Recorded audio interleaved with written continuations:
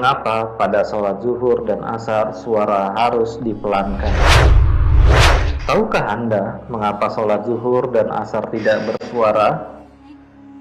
Pertanyaan ini mungkin mewakili sebagian besar masyarakat muslim yang awam akan keilmuan dan hanya sekadar mengikuti apa yang telah dilakukan oleh ayah, ibu, dan masyarakat di lingkungannya.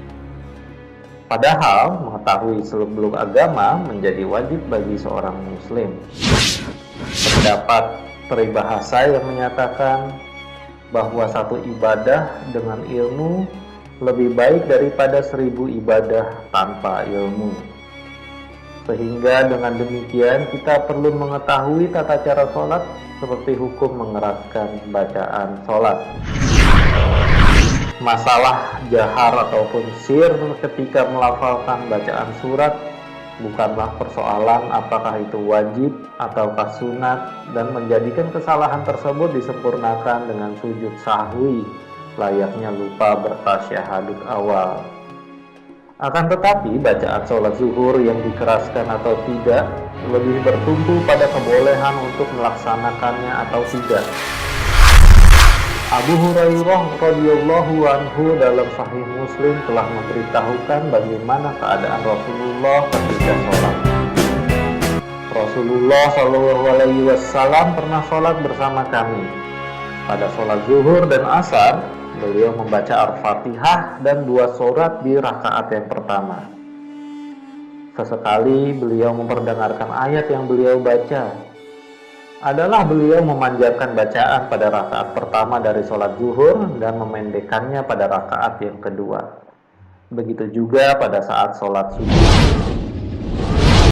Dari keterangan Abu Hurairah radhiyallahu anhu tersebut menjelaskan kepada kita, terutama dalam kalimat sesekali beliau memperdengarkan ayat yang beliau baca, bahwa terdapat kebolehan menjaharkan bacaan surat pada sholat yang biasanya sir seperti sholat zuhur ataupun asar, sehingga bacaan yang dilakukan dengan sir atau jahar bukan menjadi syarat sahnya suatu sholat.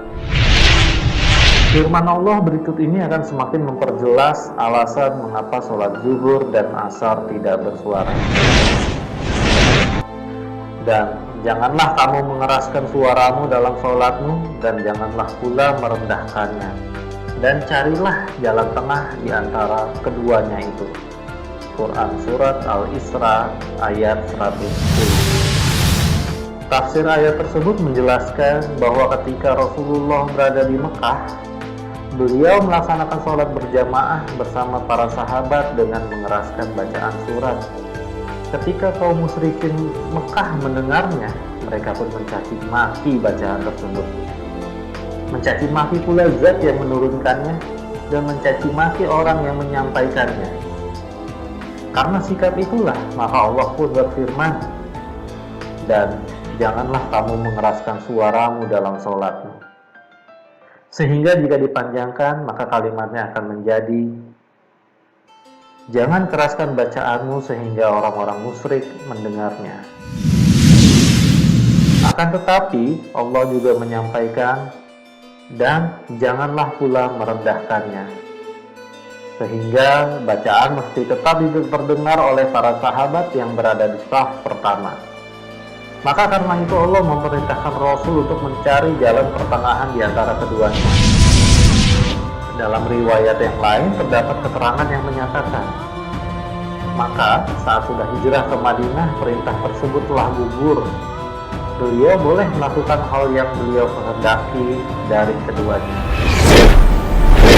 Dengan melihat berbagai keterangan tersebut, maka menzahirkan bacaan sholat saat maghrib, isya, dan subuh, serta mensirkan bacaan sholat zuhur dan asar adalah pengamalan yang dilakukan saat sholat pertama kali disyariatkan.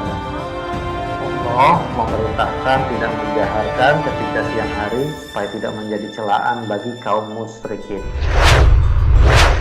Adapun mengapa sholat Jumat, sholat Id, sholat Istiqo beserta sholat lainnya yang dilakukan siang hari bersuara nyaring, dikarenakan Nabi dan kaum muslim sudah hijrah ke Madinah, di mana Kekuatan umat Islam sudah terbentuk serta tidak akan ada kaum musyrik yang berani mencela. Demikian penjelasan mengapa sholat zuhur dan asar tidak bersuara. Semoga menambah wawasan bagi kita dalam mengenal aturan yang ada dalam sholat dan tidak menyalahkan jika ada yang menjahatkan bacaan pada sholat zuhur dan asar. Wallahu a'lam.